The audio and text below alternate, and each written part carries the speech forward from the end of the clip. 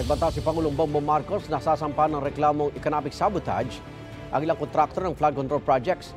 Kasunod ito ng inspeksyon niya sa ilang proyekto sa Baliwag, Bulacan na nakarecord na kumpleto na. Kahit hindi naman pala.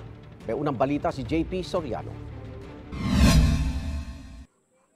Mahigit 55 million pesos ang gastos ng gobyerno sa flood control project sa Purok 4, Barangay Piel, Baliwag, Bulacan. Nakatayo na dapat ang reinforced concrete river walls batay sa dokumentong hawak ni Pangulong Bongbong Marcos.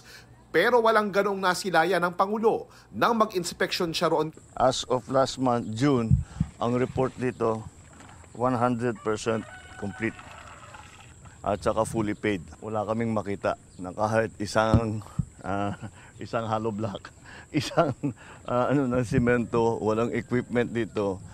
Lahat itong project na ito, ghost project. Walang ginawa na trabaho dito.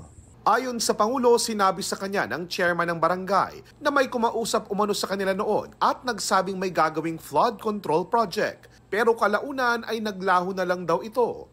Pagkatapos, sinabi sa barangay na magpapatulong para ilalagay nila yung project. Tapos umatras din. Sinabi after a while, di na matutuloy. So, siguro nabayaran na. Pinaba-blacklist na ng Pangulo ang kontraktor ng proyekto, ang Sims Construction Trading. Maharap din daw sila sa kaso. Pinasisiyasat din ang iba pa nilang proyekto. Nag-report sila na completed. Hindi, kitang-kita naman na hindi completed. So immediately that's a falsification. So that's already very big violation.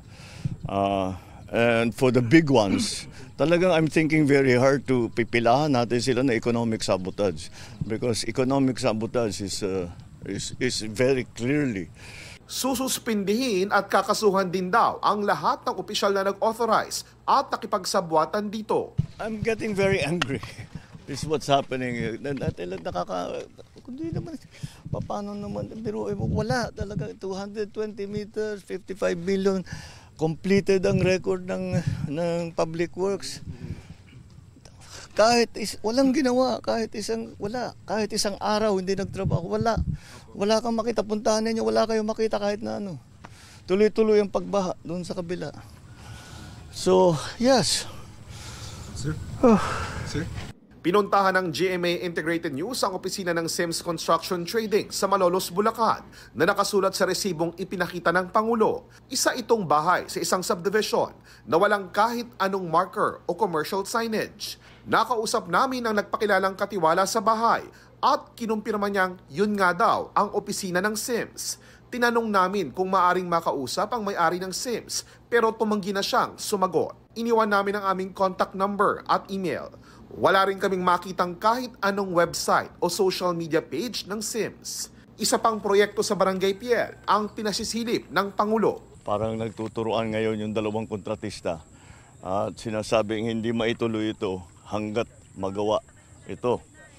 So nakikiusap, ewan ko, basta't meron daw silang usapan na itutuloy ngayon ito. Ngayon kung titignan ninyo yan, nabot na tayo ng tag-ulan. Kung titignan ninyo, kung abutin ng bahayan, laglag ka agad yung pader na yan, hindi tatagal yan. So substandard pa rin. Sa inspeksyon ng Pangulo, naglahad siya kung paano kumikita sa mga maanumalyang flood control project. Ang teknik kasi ginagawa ngayon yung contractor makakakuha, may award ng contract sa kanila. Tapos hindi nila ginagawa yung trabaho. Pinagbibili nila yung contract sa mga subcontractor. Bahala na kung yung subcontractor, kung tutuloy niya yung project, bahala na sila kung maganda, kung nasa standard o substandard. Kahit napapabayaan at yung iba, di na lang tinutuloy. Samantala, ang Bureau of Internal Revenue nakikipag-ugnayan na sa isa pang ahensya para sa investigasyon sa mga kontraktor na nasa likod ng Ghost Flood Control Project. Kailangan daw malaman kung tax compliant ang mga ito. Malinaw po ano ibig sabihin ng Ghost Project. Ibig sabihin yan, walang ginastos patungkol sa proyektong yan at pinayaran siguro sila pero walang ginastos sa project na yan. Mungkahi ni dating DPWH Secretary Rogelio Singson. Sabi lang ni Pangulo, isuspend nyo lahat ang flood control projects, reviewin natin. Nako. Pag di naman nataranta yung mga nag-advance dyan. Dapat din daw i-rotate muna ang mga district engineer. Dapat din daw may third-party inspector sa mga proyekto at kasama dapat ang komunidad sa pagbabantay. Ito ang unang balita, JP Soriano para sa GMA Integrated News.